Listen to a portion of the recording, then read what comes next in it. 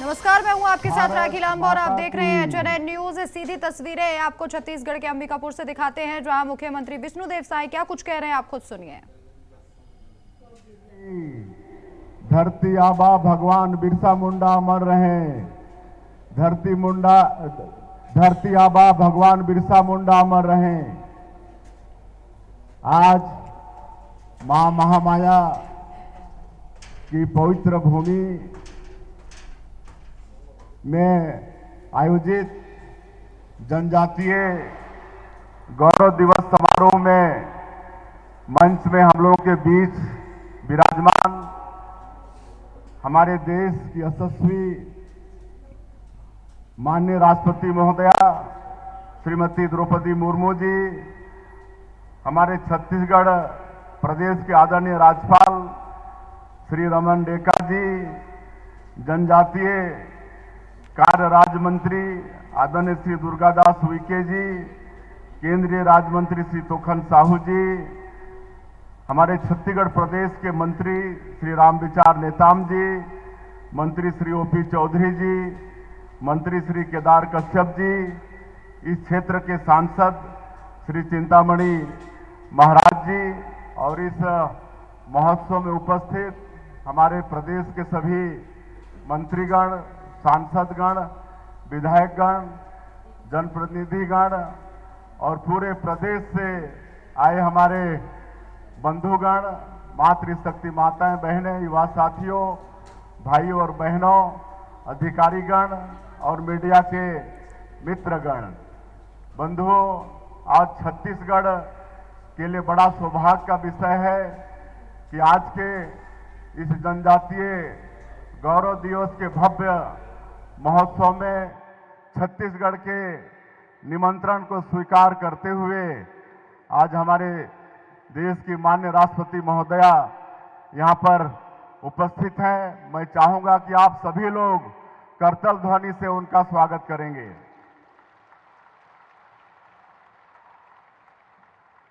और उन्होंने छत्तीसगढ़ प्रदेश के निमंत्रण को स्वीकारा और व्यस्तम समय में से समय निकाल कर यहाँ पर आई। आप बहुत ममतामयी हैं। मैं आपका छत्तीसगढ़ की 3 करोड़ जनता की तरफ से धन्यवाद करता हूँ। अभी कुछ दिनों पहले हमारे छत्तीसगढ़ के जो नक्सल पीड़ित लोग हैं, वो लोग राष्ट्रपति भवन में आपसे मुलाकात किए थे और वापस आकर हमको आप बीती सुना रहे थे।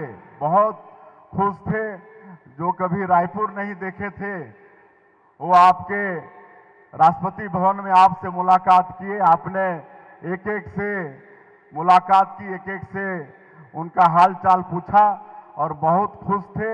ऐसे आप ममतामयी हैं, आपका बहुत बहुत धन्यवाद।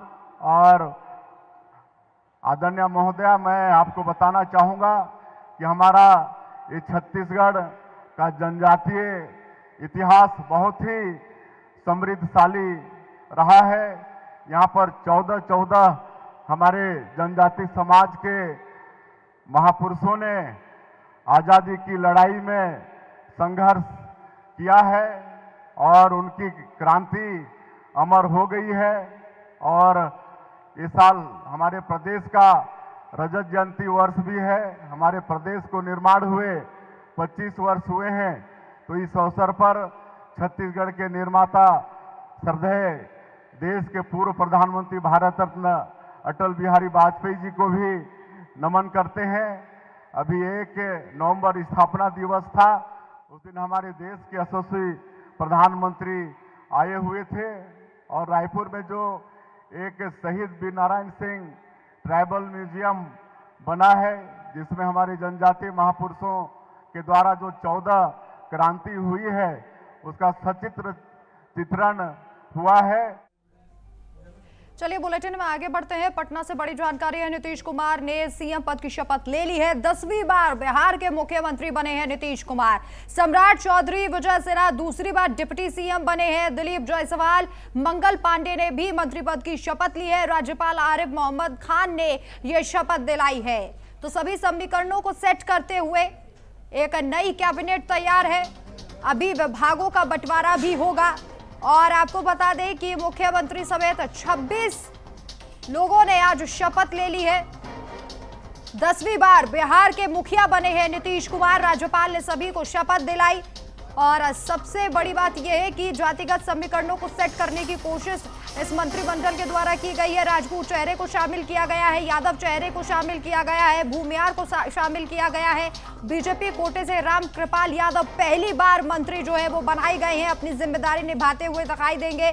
और इसी के साथ साथ अरुण शंकर प्रसाद को भी मंत्री बनाया गया है। बीजेपी कोटे से नारायण प्रसाद और रमा निषाद भी मंत्री बनी है। महिलाओं की भागीदारी भी इस कैबिनेट में देखी जाएगी।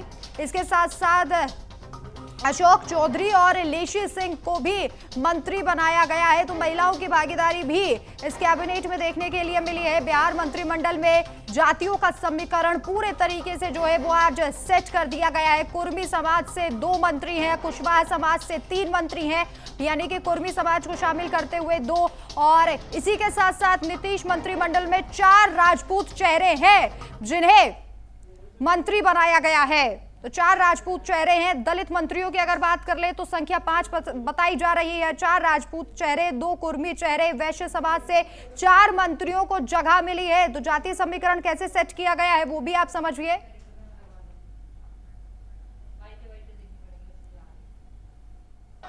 मैं नीतीश कुमार सत्य निष्ठा से प्रतिज्ञान करता हूँ करता हूँ कि मैं विधि द्वारा स्थापित भारत के संविधान के प्रति सच्ची श्रद्धा और निष्ठा रखूंगा। मैं भारत की प्रभुता और अखंडता अक्षुण्ण रखूंगा। मैं बिहार राज्य के मुख्यमंत्री के रूप में मैं अपने कर्तव्यों का श्रद्धापूर्वक और शुद्ध अंतःकरण से निर्वहन करूंगा। मैं सम्राट चौधरी ईश्वर की शपथ लेता हूं कि मैं विधि द्वारा स्थापित भारत के संविधान के प्रति सच्ची श्रद्धा और निष्ठा रखूंगा। मैं भारत की प्रभुता और अखंडता अक्षुण्ण रखूंगा। मैं बिहार राज्य के मंत्री के रूप में अपने कर्तव्यों का श्रद्धापूर्वक एवं शुद्ध अंतःकरण से निर्वहन करूंगा तथा मैं भय या पक्षपात, अनुराग या द्वेष के बिना सभी प्रकार के लोगों के प्रति संविधान और विधि के अनुसार न्याय करूंगा।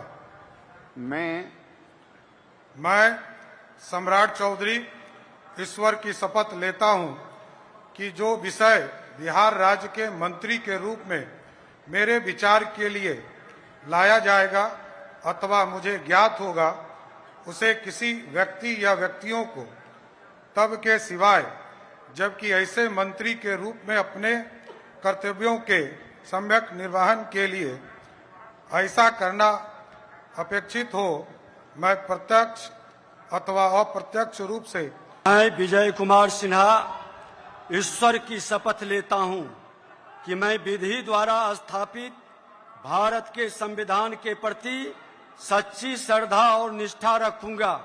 मैं भारत की प्रभुता और अखंडता अक्षुण्ण रखूंगा। मैं बिहार राज्य के मंत्री के रूप में अपने कर्तव्यों का श्रद्धापूर्वक और शुद्ध अंतःकरण से निर्वहन करूंगा तथा मैं भय या पक्षपात, अनुराग या द्वेष के बिना सभी प्रकार के लोगों के प्रति संविधान और विधि के अनुसार न्याय करूंगा। मैं विजय कुमार सिन्हा ईश्वर की शपथ लेता हूं कि जो विषय बिहार राज्य के मंत्री के रूप में मेरे विचार के लिए लाया जाएगा अथवा मुझे ज्ञात होगा, उसे किसी व्यक्ति या व्यक्तियों को तब के सिवा जबकि ऐसे मंत्री के रूप में अपने कर्तव्यों के सम्यक निर्वहन के लिए ऐसा करना अपेक्षित हो, मैं प्रत्यक्ष अथवा अप्रत्यक्ष रूप से संसूचित या प्रकट नहीं करूंगा। और वहीं छत्तीसगढ़ के उप मुख्यमंत्री अरुण साव ने मुंगेली का दौरा किया। इस दौरान जिले में करीब 30 करोड़ के विकास कार्यों का लोकार्पण और भूमि पूजन किया गया। तखतपुर विधानसभा क्षेत्र में 116 करोड़ के कार्यों का शुभारंभ हुआ। नगर पालिका तखतपुर में अटल बिहारी वाजपेयी और भगवान परशुराम की भव्य प्रतिमाओं का अनावरण भी किया गया। आगर खेल परिसर मुंगेली में 114 विकास कार्यों का लोकार्पण और भूमि पूजन हुआ। कार्यक्रम के दौरान उप मुख्यमंत्री ने नगर विकास के लिए कुल 7 करोड़ से अधिक की घोषणाएं भी की। 29 करोड़ से अधिक के कामों का लोकार्पण और भूमि पूजन आज मुंगेली में हुआ है। नगर पालिका का, लोक निर्माण विभाग का, लोक स्वास्थ्य यांत्रिकी विभाग के ये सभी काम थे। मैं मुंगेली की जनता को बहुत बधाई और शुभकामनाएं देता हूं। मुंगेली नगर पालिका का नए कार्यालय के भवन के लिए राशि स्वीकृत हो गई है। नालंदा परिसर का निर्माण मुंगेली में होगा और इसके लिए भूमि पूजन किया है। मुंगेली क्षेत्र में सड़कों का निर्माण हो, मुंगेली शहर का सुव्यवस्थित विकास हो, इसके लिए हर संभव मैं प्रयास कर रहा हूं। और अब रायपुर से बड़ी खबर है। रायपुर एयरपोर्ट पर फ्लाइट की इमरजेंसी लैंडिंग हुई है। तकनीकी खराबी से रायपुर फ्लाइट भुवनेश्वर डाइवर्ट की गई। भुवनेश्वर एयरपोर्ट पर यात्रियों की परेशानियां बढ़ती हुई दिखाई दी है। आपको जानकारी दे दें कि फ्लाइट डिले से यात्रियों के शेड्यूल पर असर पड़ा है। रायपुर से दिल्ली उड़ान का संचालन प्रभावित हुआ है। जांच पूरी होते ही नया शेड्यूल जारी होगा। तो रायपुर में दिल्ली से रायपुर आने वाली फ्लाइट को तकनीकी खराबी के चलते भुवनेश्वर में इसकी इमरजेंसी लैंडिंग करवाई गई। सुबह करीब 9:15 बजे उतरने वाली इस फ्लाइट को अचानक आए टेक्निकल इश्यू की वजह से रायपुर में लैंडिंग की अनुमति नहीं मिल सकी। भुवनेश्वर एयरपोर्ट पर यात्रियों को काफी परेशानियों का सामना भी करना पड़ रहा है। कई यात्रियों की कनेक्टिंग फ्लाइट्स और कामकाज के शेड्यूल पर असर पड़ा है। यही विमान आगे रायपुर से दिल्ली उड़ान भरने वाला था, जिससे पूरा शेड्यूल प्रभावित हो गया। वहीं एयरलाइन की तरफ से विमान की टेक्निकल जांच जारी है और जांच पूरी होने के बाद नया शेड्यूल जो है वो भी सभी के सामने रखा जाएगा।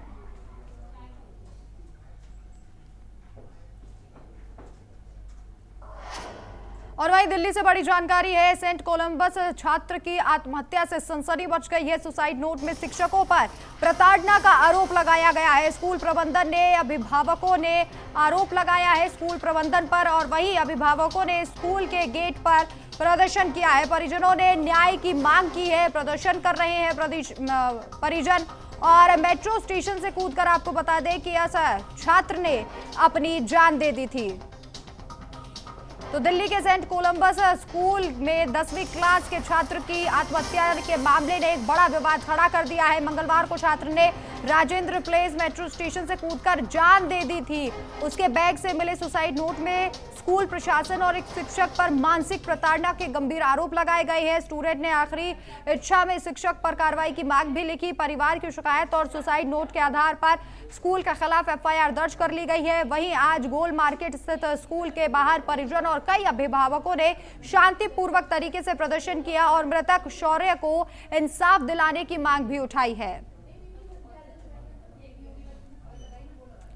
जस्टिस फॉर शौर्य और सेंट कोलंबस का पूरा मामला है। सर यही है कि ये जो हुआ है सर, ये बहुत ही बैड थिंग्स है कि भाई उस बच्चे के साथ में इतना कुछ हुआ, उसने क्या कुछ उसने इस चीज में यहाँ पे जाके उसने टॉलरेट किया है सर। हैरेसमेंट करना, ये सब कुछ सर, और सुसाइड सर करना कोई छोटी बात नहीं है कि भाई जाके कभी भी सुसाइड कर लो। इसके लिए सर उस बच्चे का सोचो ना जिसने ये सब किया है। सर मैं तो यही चाहती हूँ कि जिस टीचर्स का उसने नाम इन्वोक किया है ना, उसने बोला है कि उसको जस्टिस मिलना चाहिए, उनके अगेंस्ट कार्रवाई होनी चाहिए। तो सर होनी चाहिए उन टीचर्स का ना जो स्टडी जितना भी उनका क्वालिफिकेशन है ना, सब कुछ कैंसिल करके उन्हें घर पे बैठ के बर्तन ही साफ करने चाहिए। मैं तो यही कहती हूँ। हम लोगों ने यही सोच के स्कूल में डाला था कि अच्छा होगा, लेकिन कल की घटना हमें जब पता लगी तो हमने अपने भी यही फील करा कि ऐसा हुआ है। हमारे बच्चे के साथ भी ऐसा हुआ है कि जब हम बच्चा आके हमें बताता है घर पे कि मेरे को मैडम ने ऐसे बोला, सब बच्चों के सामने ऐसे टोल किया। उसके बाद बच्चे और उसके क्लास के जो कुलीग्स थे, स्टूडेंट्स थे, वो भी मुझे टोल करते हैं। तो बच्चा इफेक्ट करता है, माइंड पे इफेक्ट करता है। ये बहुत बुरी बात है। जब हम इनकी शिकायत करते हैं तो कोई इफेक्ट नहीं होता। इस तरीके का किसी बच्चे के साथ फ्यूचर में ऐसा नहीं होना चाहिए। देखो बच्चे सारे सबके हैं, और सब बच्चा एक विश्वास के पढ़ा जाता है कि हम अच्छी एजुकेशन के लिए आ रहे हैं। नाम सुन के हम स्कूल में लेके आए हैं कि बच्चा है, भविष्य है, आगे जाके अच्छा बनेगा। देखिए, अभी एक दिन पहले जो है बच्चे ने, शौर्य ने स्कूल गया और स्कूल में जो है 3 टीचर्स ने उसको इतना हैरास करा, इतना इंसल्ट करा। देखिए, पढ़ाई तो कम ज्यादा चलती रहेगी, बच्चे का पढ़ना जरूरी है नहीं है ये अलग बात है, लेकिन टीचर्स के पास इतनी पावर नहीं है कि वो बच्चे को इतना इंसल्ट करे, इतना हरास करे कि बच्चा आत्महत्या कर ले। परसों जो है 3 टीचरों ने मिलके उसको इतना इंसल्ट करा है कि पूरी क्लास के सामने, कि उस बच्चे के माइंड सेट ऐसा हो गया कि उसने एक सुसाइड नोट लिखा और मेट्रो पे जाके, वो टीचर्स का नाम है युक्ति महाजन, मनु कालरा, अपरजिता पाल और एक जूली मैडम भी है कोई। मेरा नाम सतीश यादव है। मैं सुसाइड नोट में जो 4 टीचर का नाम है वो आपको बताना चाहता हूँ। उसने अपने सुसाइड नोट में principal Mrs Aparajita Pal, teacher Miss Manu Kalra, Miss Yukti Mahajan और एक जूली, ये 4 टीचरों का नाम लिखा है जिन्होंने उनको परेशान किया था, जिसकी वजह से उन्होंने एक्शन लिया है, बाद में बोला गया है। उसने सुसाइड नोट में ये लिखा हुआ है कि मुझे स्कूल में बहुत ज़्यादा परेशानी किया जा रहा था, इसलिए मैं ये कदम ले रहा हूँ। सॉरी मम्मी, सॉरी पापा, मैं आपको एक और बार दुखी कर रहा हूँ, लेकिन अगर मेरे बॉडी का कोई भी पार्ट ऐसा हो जो किसी और के यूज के लिए आ सके तो उसको प्लीज डोनेट कर दीजिए। बट ये जो 4 टीचर है, युक्ति, जो 4 टीचरों का नाम उन्होंने लिया है, उनको कड़ी से कड़ी सजा हो जाए ताकि ऐसा किसी और इसी बीच लखनऊ से बड़ी जानकारी है। अटल नगर आवास योजना में रजिस्ट्रेशन की तिथि आगे बढ़ा दी गई है। अब 2 दिसंबर तक भवनों के लिए ऑनलाइन आवेदन कर सकते हैं। जनता की सुविधा के लिए ये अवधि बढ़ा दी गई है। अटल नगर योजना उपलब्ध में 2496 फ्लैट अभी उपलब्ध है। 1 और 2 BHK फ्लैट्स दोनों उपलब्ध हैं। लॉटरी प्रणाली से भवनों का आवंटन होगा, यानी कि भवन जो है वो लॉटरी प्रणाली के अनुसार बांटे जाएंगे। अटल नगर योजना में 2496 फ्लैट जो है वो उपलब्ध है। 1 और 2 BHK फ्लैट्स दोनों उपलब्ध है, यानी कि 2 BHK फ्लैट्स भी उपलब्ध हैं। लॉटरी प्रणाली से भवनों का आवंटन होगा।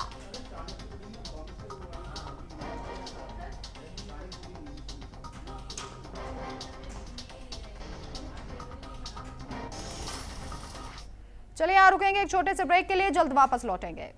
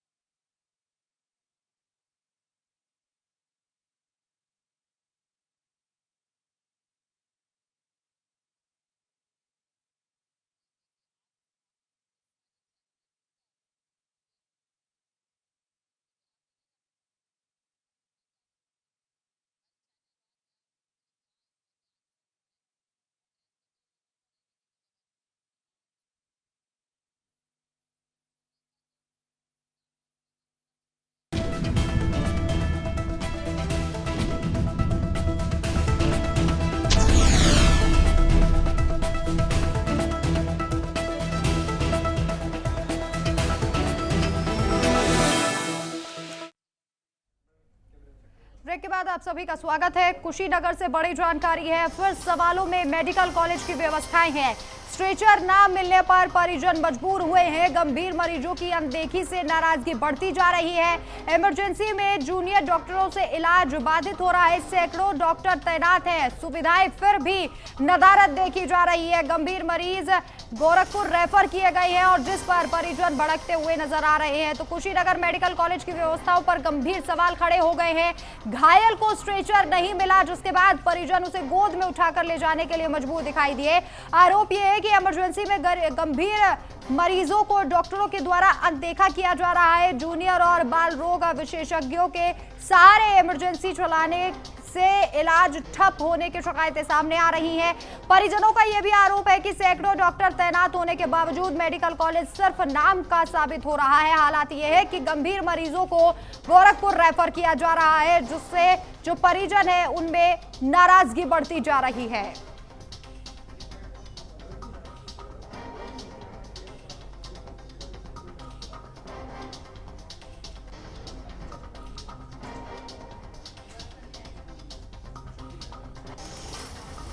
और अब लखनऊ से बड़ी जानकारी है। एलडीए ई ऑक्शन में इस बार रिकॉर्ड तोड़ बोली लगी है। एलडीए ई ऑक्शन में 425 करोड़ की बिक्री हुई है। निवेशकों ने ऑनलाइन नीलामी में बोलियां लगाई हैं। 28 लाख का प्लॉट 1.5 करोड़ में बिका है। गोमती नगर विस्तार में प्लॉट्स की मांग बढ़ चुकी है, डिमांड बढ़ चुकी है। ग्रुप हाउसिंग प्लॉट की बोली 47 करोड़ तक जा पहुंची है। 132 संपत्तियों की नीलामी, कीमतें दोगुनी तिगनी हुई हैं। 28 लाख का प्लॉट 1.5 करोड़ रुपए में बिका है। गोमती नगर विस्तार में प्लॉट्स की डिमांड लगातार बढ़ती जा रही है।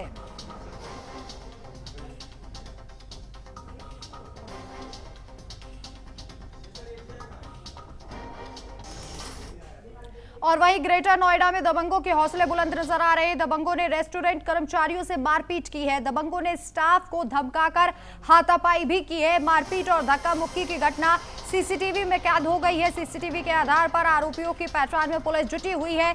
ग्रेटर नोएडा के अल्फा 2 में एक रेस्टोरेंट के अंदर दबंगों की ओर से कर्मचारियों के साथ मारपीट का मामला सामने आया है।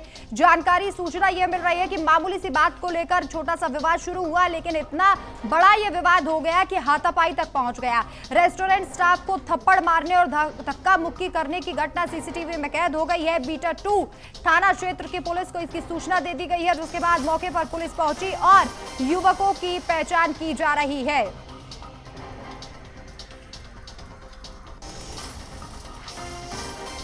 तो तस्वीरें भी आप देख सकते हैं। ग्रेटर नोएडा की ये तस्वीरें हैं, जहां पर अचानक रेस्टोरेंट में मामूली सी बात पर विवाद हुआ और उसके बाद यह विवाद मारपीट में तब्दील हो गया। दबंगों के हौसले यूपी में बुलंद देखे जा रहे हैं और सीसीटीवी फुटेज के आधार पर आरोपियों की तलाश भी की जा रही है। और अब लखनऊ से बड़ी जानकारी है। अंसल मामले में एनसीएलटी में फिर से सुनवाई हुई है। आधे घंटे तक ये बहस चली है। एलडीए ने अपना पक्ष रखा है। अब इस मामले में अगली सुनवाई जो है वो 15 दिसंबर को होगी। दिवालिया घोषित किए जाने पर अपील चल रही है। हजारों आवंटियों को अदालत के फैसले का इंतजार है।